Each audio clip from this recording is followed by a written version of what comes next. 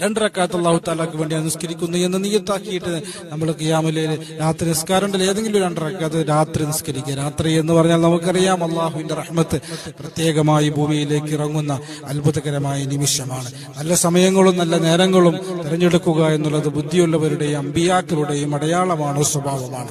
അപ്പൊ നല്ല സമയത്ത് അർദ്ധരാത്രി നല്ല സൈലന്റായ സമയത്ത് എല്ലാവരും കിടന്നുറങ്ങുമ്പോൾ നാം അള്ളാഹുവോട് മുനാജാത്ത് നടത്തിയിട്ട് 2 റക്അത്ത് സുന്നത്ത് നമസ്കരിക്കുക, വളരെ ആത്മാർത്ഥമായി നിസ്കരിക്കുക എന്നുള്ളതാണ്.